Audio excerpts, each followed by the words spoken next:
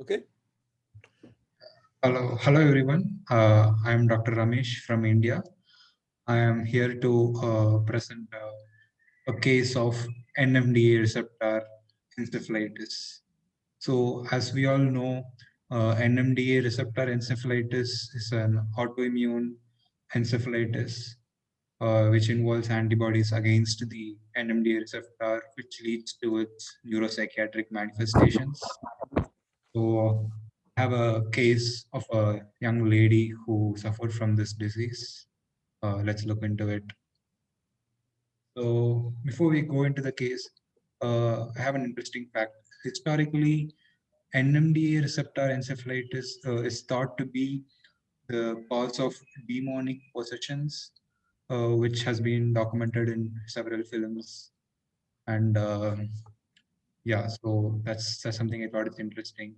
Even a movie was made based on this particular disease. It's called as Brain on Fire, made in 2011. So you can check it out sometime. So now, regarding epidemiology of this disease, even though it is a rare disease, it only affects about 1.5 million people worldwide. Still, it is the best studied autoimmune encephalitis, and it is the leading cause of autoimmune encephalitis. So yeah, let's jump into the case. So, our patient is a 20-year-old female. She's a biochemistry student, a right-handed patient who was transferred to our hospital on 30th of November 2020, in the midst of the COVID pandemic. She was transferred to our care with altered mental status and new onset seizure. So, few days before prior, her family had reported that she's been complaining of dizziness and headache for the past 6 days. She's been aggressive towards her brother. She's been violent. She's been hurling abuses at him. Then she became confused, developed difficulty walking, and she started having visual hallucinations over the last 2 days.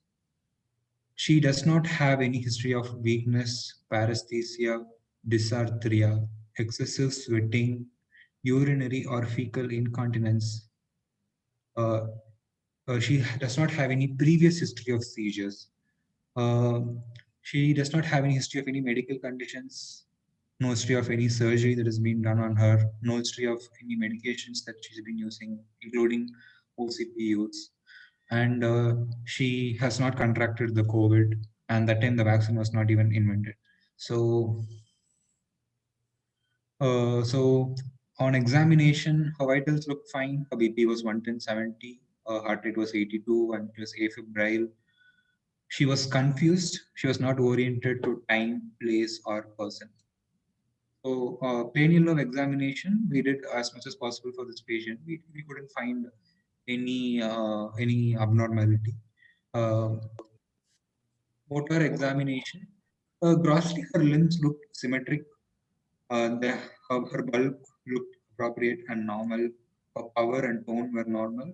Reflexes were increased in all four extremities. They were 2+ in all the four limbs. And we did a sensory examination. We noticed that she withdrew to touch and pressure, but we couldn't do anything more. And her cerebral examination, when we noticed her gait, it was ataxic. Okay, so based on this history and examination, we can have a differential. So first, I would say this patient could be having epilepsy, or she could be in a post-ictal state. Then I could say she could be having metabolic derangements, or acute psychosis, or some kind of drugs that's causing this, or it could be viral encephalitis, HSV, or autoimmune encephalitis. But but we can rule out infectious causes because she does not have fever. It could be still autoimmune, and we can think of meningitis, which is unlikely because she doesn't have fever and neck stiffness, and CVA or venous sinus thrombosis is last in my mind. So after looking at the prelim labs, we could see that her hemoglobin is fine, her WBC, including differentials, are completely fine. Platelets are fine.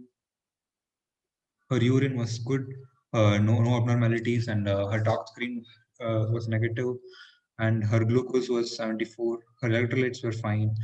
Her RFT and LFT were normal, and calcium was 10.3, again normal, and TSH was normal, and her COVID test was also negative. So after looking at this lab, if we go back and look at our differentials, we could see that yeah, it could still be epilepsy, it could still be post-ictal state, but we have ruled out metabolic derangement because we didn't find anything abnormal. Yeah, still it could be psychosis, but drugs we couldn't. We on testing we couldn't see any drugs, so that also is ruled out. Could still be autoimmune encephalitis and meningitis. Yeah, very unlikely because she does not have any fever, and CV and sinus thrombosis unlikely. So after labs, we went on to do look at her MRI report. So initially, she presented to a nearby hospital emergency where they did an MRI, but it was severely motion degraded and did not show any intracranial abnormality. So as she was developing recurrent seizures, they gave her levetiracetam and they did an EEG. It was obscured by artifact, but they couldn't find any abnormality on EEG. So a fluoro-guided LP was done. It was an hemorrhagic tap, 8 RBCs, and WBCs with predominantly lymphocytes. So we could see some inflammation that is going on. Her protein was mildly elevated, 45, and glucose was 61, which is normal. Meningitis panel and HSV were negative. So after looking at this, it helps us to understand, yeah, this could be likely be an autoimmune encephalitis. So uh, then she was developing recurrent seizures, and she was transferred to the ICU for intubation and airway protection because she was becoming more somnolent. Then her serum NMDA receptor antibodies turned out to be positive, 1:800. And later her CSF NMDA receptor antibodies also turned out positive. So we were thinking of NMDA receptor encephalitis, and we did a CT of the abdomen, which showed right ovarian teratoma, and we surgically resected it on 3rd December, about 10 days after her presentation, and her pathology report also confirmed our suspicion. It showed a right ovarian mature cystic teratoma. So we did an EEG to further confirm the diagnosis, and we were able to see the expected extreme delta brush pattern, which is characteristic of NMDA receptor encephalitis, and we could see continuous generalized rhythmic delta activity. So with the diagnosis confirmed, we started treating with methylprednisolone and IV immunoglobulins. And we also use rituximab and cyclophosphamide. So in February, she went on to develop orofacial dyskinesias and dysautonomias, which are late features of NMDA receptor encephalitis. And she has not yet recovered. It's been 7 months since she presented to the hospital, and she's still in the ICU, and still she is recovering. So now coming on to the disease proper. So NMDA receptor encephalitis. So here I've illustrated an image uh, of the NMDA receptor in the CNS. So it's a receptor for glycine and glutamate. It's made up of two subunits, NR1, NR2. So our NMDA receptor antibodies specifically target NR1. So, this NMDA receptors are present throughout our CNS, but they are specifically concentrated in the hippocampus, amygdala, prefrontal cortex, and hypothalamus. So let's move on. So this is a ligand-gated ion channel. So you can see, like, once the ligands bind, ions can be transmitted through the channel. That's the physiology of this. Okay, next slide. Yeah. So coming to the clinical features of this disease.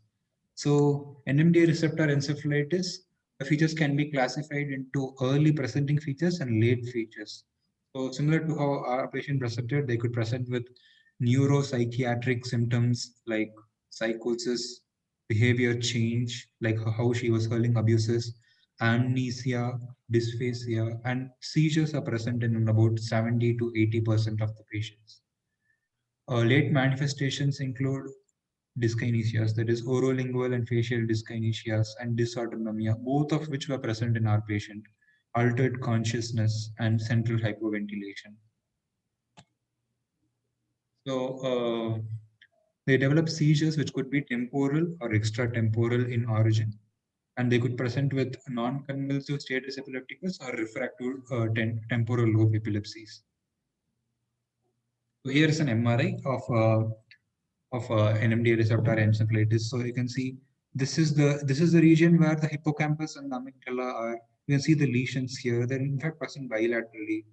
So the NMDA receptor antibodies typically target the NMDA receptors which are concentrated in these regions: the hippocampus, amygdala, hypothalamus, and prefrontal cortex.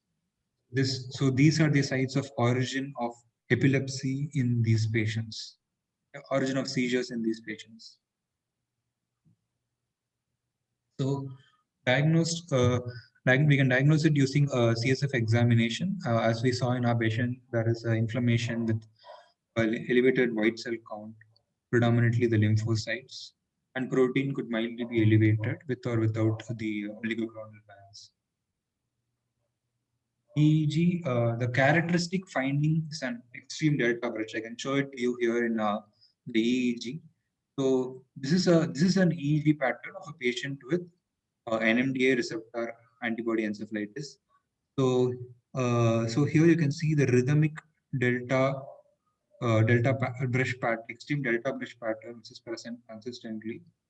So this finding is characteristic of characteristic EEG finding in NMDAR encephalitis. So about 30% of adults show this extreme delta bridge. And coming to treatment, we can use immunoglobulins, we can use IVIG for plasma exchange, we can use corticosteroids, we can even use rituximab and cyclophosphamide, but no one particular treatment has shown has been shown to be superior to another. And the prognosis, 75% of the patients recover after removal of the tumor. So median hospitalization time is 2.5 months, but some cases can have a protracted course, like our patient who's 7 months into the disease and still having the clinical features. Now, in this slide we can see how decline in CSFT as the titers of NMDA receptor antibodies fall as months progress. The patient regains consciousness and starts showing recovery. In this slide, I'm demonstrating the relapse of disease. What is the percentage of relapse versus as time progresses? So there are three lines, as you can see here. This particular line represents patients who presented with NMDR encephalitis without a tumor. This red line represents patients with a tumor who presented with NMDR receptor encephalitis. As you can see, if you have a tumor and you remove it, the chance of relapse is lesser compared to patients who do not have a tumor and still develop in NMDA receptor encephalitis. And in this graph, I'm showing the chance of relapse while using first-line immunotherapy and second-line immunotherapy. So by only using first-line immunotherapy, as you can see, this graph represents the chance of relapse. This blue graph represents the chance of relapse with use of second-line immunotherapy, where there is the lowest chance of relapse. No treatment associated with the highest risk of relapse. So treatment maintenance treatment definitely helps to reduce the chances of relapse. Now, how to prevent a relapse if the patient has an ovarian teratoma, which is the source of the antibodies? Then you have to remove the tumor and we have to do immunotherapy for about 4 to 6 months. And we can give rituximab and cyclophosphamide. If there is no teratoma, we have to treat for 1 year with rituximab, azathioprine, and mycophenolate. So yeah, this is the bibliography. This was for my presentation, and that's it. Thank you. Thank you very much.